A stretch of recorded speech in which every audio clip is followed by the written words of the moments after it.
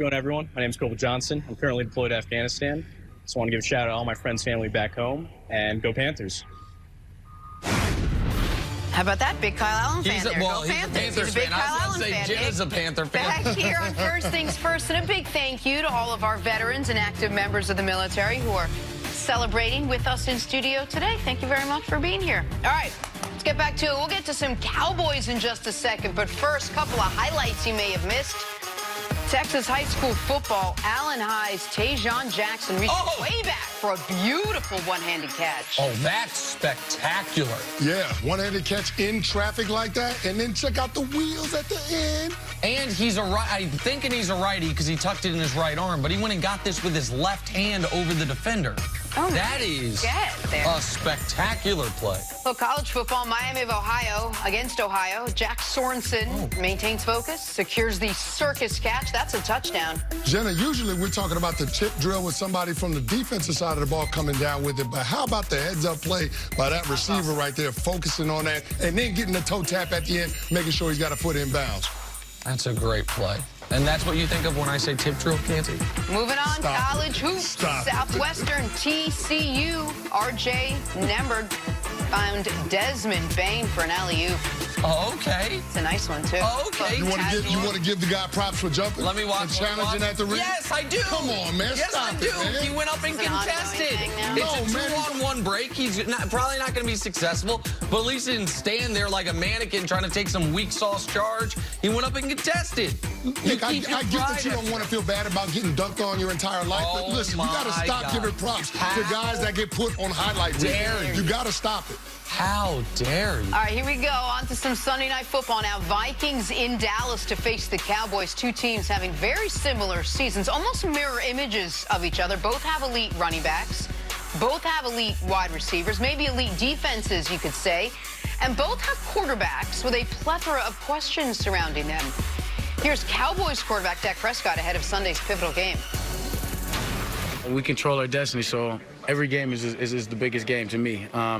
As I said, this is a good team. This is a good team, good defense, and if we dare to try to look past them, then we're making a mistake. So we've got to focus on this, focus on how talented they are, but know that we've got the tools. We've got to go out there and execute our game plan, and we'll be fine.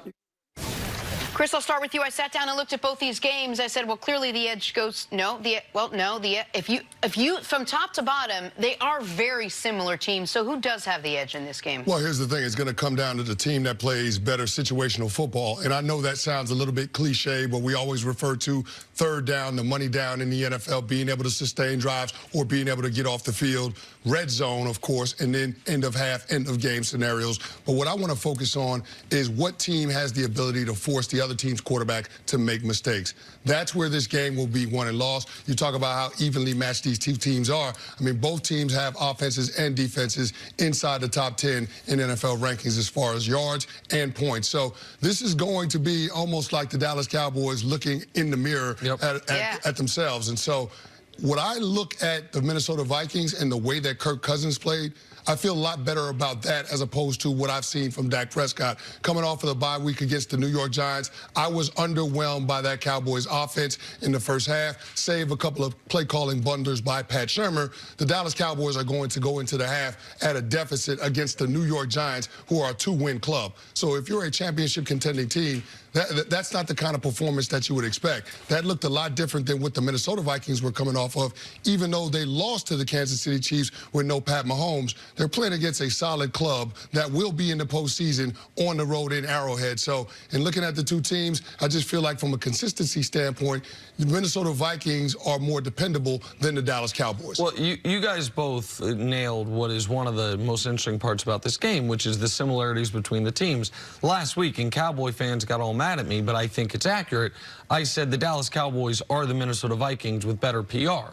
There are so many things that you go down the list and say, if this team had, either of them, a quarterback I loved, I would feel like they can win the Super Bowl. And our friend Skip, proof positive is our friend Skip Bayless loves Dak Prescott and thinks they can win the Super Bowl. For the vast majority of us, if we think the Cowboys have a hard ceiling of what they can achieve this year, it's not because you don't trust Zeke. It's not because you don't trust the defense. It might be a little bit because you don't trust the head coach, Jason Garrett, but really it's about the quarterback. How good can Dak Prescott be? But the reason I think the Cowboys are better positioned this week is not only because the game's in Dallas, but because I looked at the injury report and I said, oh, looks like everybody that matters is going to play. Now, I know Amari Cooper didn't practice, but the report is despite not practicing, he's going to play. And the Dallas Cowboys, when they have their full complement of weapons, are a really, really good football team. They are going to have their full complement of weapons. And one area where up to 3 weeks ago, I'd say, the Cowboys had been somewhat disappointing, creating pressure on the opposing quarterback. We did see, now it was against the Giants offensive line, I'll grant you that, but we saw what the addition of Michael Bennett can do for them, along with DeMarcus Lawrence rounding into the form that got him that massive contract this offseason, and then he had the shoulder surgery, which it felt like slowed him down early. And Robert Quinn, since he's been back after that 2-game suspension, he's been excellent for them. So now they have 3 viable pass rushers. Byron Jones, after a slower start to the year, is playing really well at the corner spot. So you've got a lot of reasons to me that the Cowboys should take care of business in this football game, and the opportunity for the Cowboys to finally beat a team we all consider a good team. Like, they have gotten fat on bad football teams. The only competent football team they've beaten is the Eagles, and I don't know if the Eagles are a good team. They've had 2 games, I should say, against really good teams. They lost both those games, and the other loss obviously coming against the Jets was just inexplicable. But I think the Cowboys should be in good position to get a victory this week. Yeah, how important is it for this Cowboys team to go out and finally beat a good team?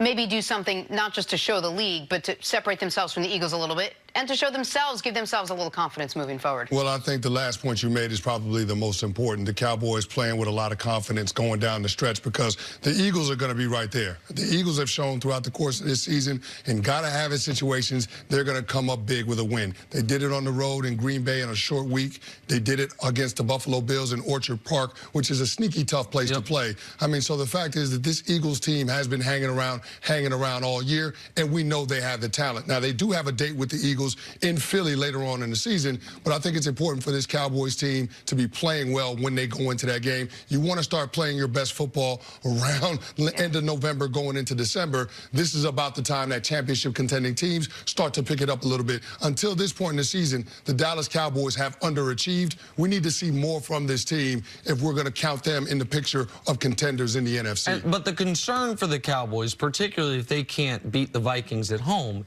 is they could be a better team the second half of the year than the first half and end the second half with a worse record than 5-3, because you were talking about the Raiders. It opens up for them greatly in the second half of the year. The opposite's the case for Dallas.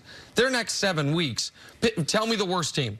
So they have the Vikings, then they have the Lions, then they're in New England, then they have the Bills, who you were talking about, then they have the Bears, then they have the Rams, then they have Philly.